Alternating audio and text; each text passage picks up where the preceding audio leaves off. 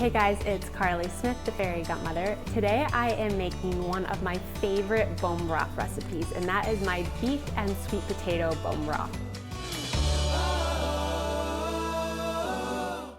Now, if you guys have followed me for a while, you know how much I absolutely love bone broth, primarily because of its many health benefits, and it's helpful and really healing the gut lining. So basically you're extracting all of those nutrients out of the bones, the cartilage, the connective tissue, all of those nutrients that are helpful in repairing the gut lining, but also in helping to reduce inflammation, and it can also be helpful with hydration. So lots of health benefits in consuming bone broth.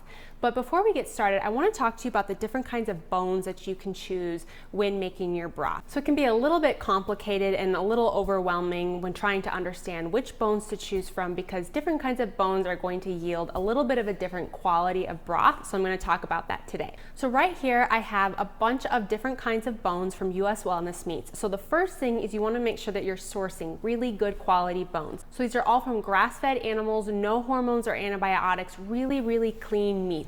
You want to make sure that you're sourcing these clean meats because it's going to yield a better quality and more nutrient dense broth for you. So the first bones I want to talk about are beef shanks. So these are a really nice mixture between sort of a meat stock and a bone broth, because you're getting this nice meat around the outsides of the bone, plus you're still extracting those nutrients from the bones.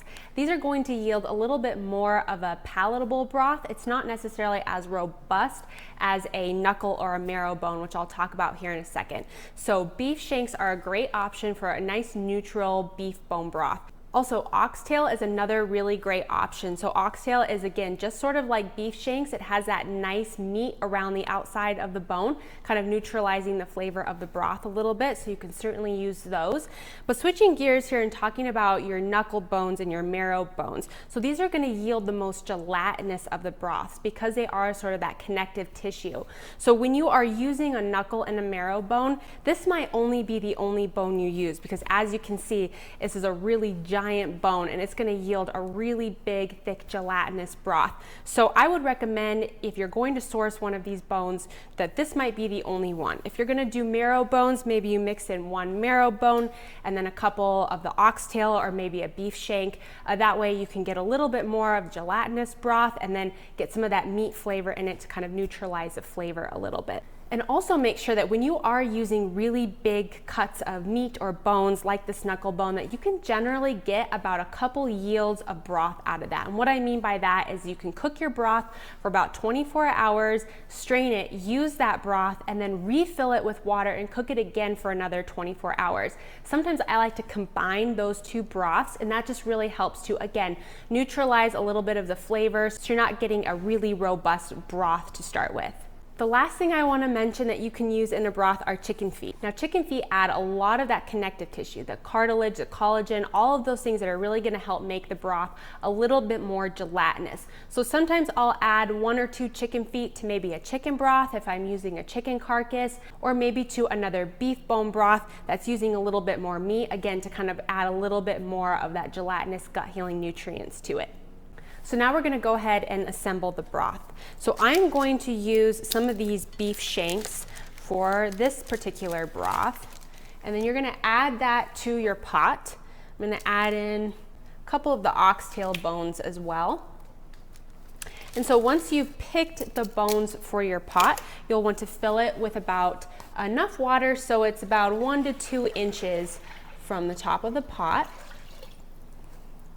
And then you'll want to add your fixins. So for this particular broth, I have some celery, and you don't have to get fancy in cutting this. So you can get as easy as just breaking it apart and throwing that in your broth. And then a few beets. So I'm going to slice these a few times just so we can extract a little bit of the flavor. So it's throwing in some veggies, and then 1 onion. And the tip here is to leave the onion skins on. That really helps to add a lot of color and flavor to the broth as well. So putting those in there, and then a few different carrots. Again, you can just get as lazy as breaking them apart. And then 1 sweet potato. And then I just slice this a few times, again, just to kind of extract some of that flavor. So we're adding in a little bit of potato. And then you can add a few herbs and spices. I like to add in a couple bay leaves. Give those a little spray. And then a little bit of sea salt. Then a few black peppercorns. And then you can add in a few sprigs of rosemary or thyme or any fresh herbs.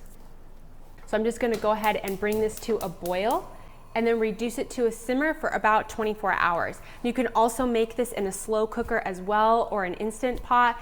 All of those broths will turn out equally as delicious and nutrient dense. So once your broth has cooked for about 24 hours, you'll want to strain everything. And here I have the finished product. And again, this is one of my favorite broths for sipping. The beets and the sweet potatoes just give it that kind of earthy flavor and a little bit of sweetness, so it's incredibly delicious. This is also great to use in all of your recipes. I like to freeze mine in ice cube trays, and that way when I want a little bit of broth to add into some recipes, I just pop a couple cubes out and they're good to go. It also lasts for a week in the refrigerator. Hopefully you guys enjoyed this cooking demo, my favorite bone broth recipe, my beet and sweet potato bone broth. Be sure to check out my website, fairygutmother.com, and on social media at Fairy Gutmother for more cooking videos and recipes coming soon. Thank you so much for watching. Cheers.